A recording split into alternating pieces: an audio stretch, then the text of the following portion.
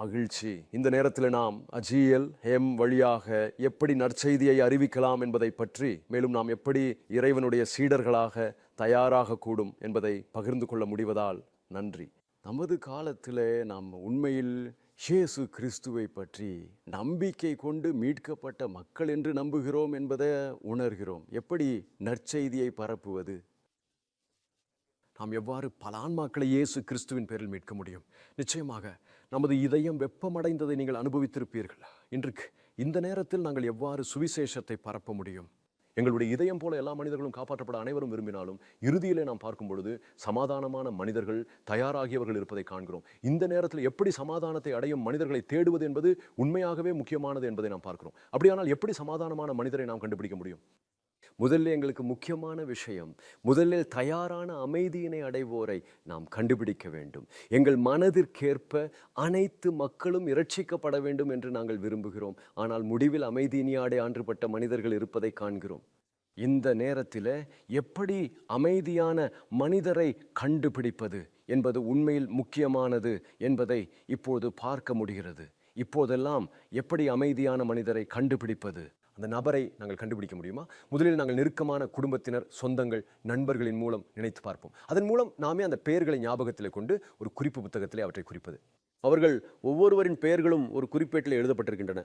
ஆனால் மிகவும் முக்கியமான விஷயம், எங்கள் உறவுள்ளவர்களும் உள்ளனர். நாங்கள் கல்யாணம் செய்தால் கல்யாணத்தினுடைய நேரம் மற்றும் அந்த விழாவில் யாரும் வராமலும் தொடர்புடைய நபர்கள் கலந்து கொள்வார்கள்.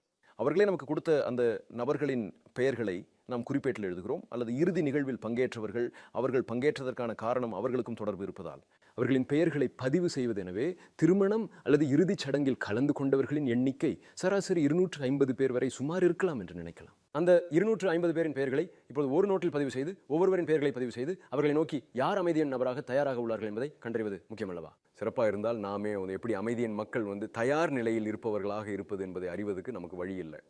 அதனால முதலில் அந்த பெயர்களை பதிவு செய்து அவற்றுக்காகவும் அவர்கள் தேவையுடைய நமக்கு 5 வேண்டுதல் தலைப்புகளுடன் பிரார்த்தனை செய்ய வேண்டும்.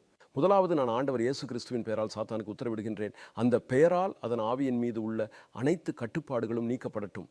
இரண்டாவது, நான் இயேசு கிறிஸ்துவின் இரத்தத்தால் அந்த பெயரை பூசி மூடுகிறேன், அந்த பெயர் எந்த தீமையிலும் இருந்து பாதுகாக்கப்படும் என்று அறிவிக்கிறேன். மூன்றாவதாக, யெகோவா தேவனாகிய பிதாவே, அந்த பெயரையும் அந்த நபரையும் நாங்கள் சந்தித்து சுவிசேஷத்தின் வாழ்க்கையையும் அன்பையும் அறிவிக்க வசதியும் வாய்ப்பையும் தாரும். நான்காவது, அந்த குணவதி பரிசுத்த ஆவிக்கே நான் வேண்டிக் கொள்கிறேன். அவர் எப்படி நற்செய்தியின் உயிரையும் நேசத்தையும் வெளிப்படுத்துவதற்கான வழியை என்னிடம் கற்றுத் தருவார் என்பதில் அறிவை தந்தருளுங்கள்.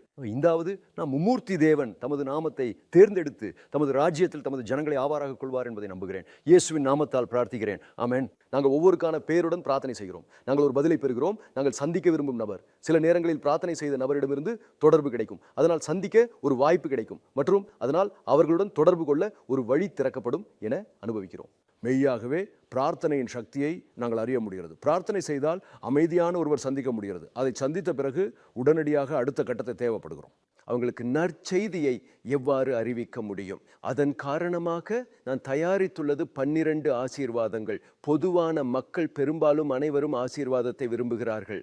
எந்த பார்வையிலும் ஆசீர்வாதம் கிடைக்க நான் விரும்புகிறேன். இப்படிதான் இந்த நேரத்தில் நாங்கள் 12 ஆசீர்வாதங்களை தயாரித்து அந்த செய்தியை பகிர்ந்து கொள்ளுகிறோம். முதலில் அது சுகாதாரமாகும். இரண்டாவது, மகிழ்ச்சி மற்றும் நிலைத்தன்மையின் பாக்கியம். மூன்றாவது, மன அமைதியை பெறும் பாக்கியம். நான்காவது, குடும்பம் மற்றும் நல்ல உறவுகளின் பாக்கியம். ஐந்தாவது, திருப்திகரமான நிதி பாக்கியம். ஆறாவது, நல்ல வேலை மற்றும் தொழிலை பெறுதல். ஏழாவது, நல்ல மனித உறவுகள் மற்றும் மகிழ்ச்சியான மனித உறவுகளின் பாக்கியம். எட்டாவது, அறிவின் பாக்கியம். ஒன்பதாவது, எதிர்காலத்தின் நம்பிக்கையின் பாக்கியம். 10வது, மன்னிக்கவும் மன்னிப்பு கொள்ளவும் ஆசீர்வாதம். 11வது, நிரந்தர வாழ்க்கையின் ஆசீர்வாதம். 12வது, புனித ஆவியால் நிரம்பிய வாழ்க்கையை வாழும் ஆசீர்வாதம். நாம் நல்வாழ்வை எண்ணும் போது 12 விஷயங்களை பற்றி பேசினோம். ஆனால் ஒவ்வொருவரும் எவ்வாறு விரும்புகிறார்கள் என்பதை பற்றி நாங்கள் உணர முடியவில்லை. எனவே இங்கு உள்ள 12 சுவைகளில் 2 மட்டும் தேர்வு செய்யவும் இப்படி கூறலாம். எந்த ஒருவரும் இந்த 2 ஆசீர்வாதங்களையும் பெற விரும்புகிறார்கள். இருப்பினும் 2 பேரும் தேர்வு செய்யுங்கள். 2 தேர்வுகள் ஆசீர்வாதங்களின் மூலம் உரையாடல் புரிந்ததாகும். ஏன் இந்த ஆசீர்வாதத்தை செய்யவில்லையா? உதாரணமாக, நீங்கள் ஆரோக்கியத்திற்காக ஆசீர்வாதம் பெற விரும்புகிறீர்கள். அந்த ஆரோக்கியம் பற்றிய தகவலை பகிர்ந்து கொள்வதுதான். அதனால் ஏன் உடல் நலம் பாதிக்கப்பட்டது, எந்த வகையான பிரச்சனைகள் இருந்தன, இந்த மனசாட்சி மற்றும் பின்னணி மற்றும் அந்த சூழ்நிலைகளுடன் நாம் தற்போது ஆழமான மன உளவியல் உரையாடலை பகிர்ந்து கொள்கிறோம். அதற்கு பிறகு இரண்டாவது, அதில் எடுத்துக்காட்டாக மன்னிப்பு பெற விரும்புகிறேன். ஏதாவது வெறுப்பான ஒருவர் இருந்தாரா? ஏதாவது காயம் இருந்ததா? இந்த உரையாடல் மூலம் மன்னிப்பு என்ற ஆசீர்வாதத்தை பகிர்ந்து கொள்வதாக இருக்கும். இப்படித்தான் அந்த நபரின் மனம், பின்னணி மற்றும் வாழ்க்கையின் அனைத்து அம்சங்களையும் பகிர்ந்து கொள்வீர்கள். இறுதியாக அந்த இடத்திலேயே நெருங்கிய நண்பர்களாகுவது முக்கியம். ஒருவருக்கொருவர் மனதை புரிந்து கொண்டு பகிர்ந்து கொள்ளும் நட்பின் உறவாக நாம் மாற வேண்டும். இதே இடத்துல நம்முடைய மனம் திறக்கப்பட்டவுடன் கிறிஸ்துவை சந்திக்கும் உண்மையான நன்மைக்கான நோக்கத்திற்காக நாம் வழிநடத்த வேண்டும். இயேசு கிறிஸ்துவை சந்திக்கும் போது நிஜமாகவே கடவுள் வழங்கும் ஆசீர்வாதத்தை நாம் அனுபவிக்க முடியும். இது மனிதர்களுக்கு மிகச் சிறந்த ஆசீர்வாதம். இந்த கட்டத்தில் எவ்வாறு இயேசு கிறிஸ்துவை அறிமுகப்படுத்தி நற்செய்தியை அறிவித்து யோசுவை சந்தித்து உண்மையான நிலையான நித்திய வாழ்வு, நிலையான நம்பிக்கை போன்ற ஆசீர்வாதங்களை பெற முடியும்? அடுத்த கட்டத்திற்கு நேரடியாக வழிவகுக்க முடியும். இது இயேசு கிறிஸ்துவை எப்படி சந்திக்கலாம் என்பதற்கான வழி. இதே போல ஒவ்வொரு வசனத்திலும் நற்செய்தியை அறிவிக்கும் போது இயேசு கிறிஸ்துவை சந்திக்கிறோம். நற்செய்தியை அறிவிக்கும் போது அது துல்லியமான, தெளிவான மற்றும் எளிமையானதாக இருக்க வேண்டும். அதனால் இயேசு கிறிஸ்துவை உண்மையில் சந்திக்க முடியக்கூடிய வழி அது ரோமர் 6 அத்தியாயம் 23 என்பதே ஆகும்.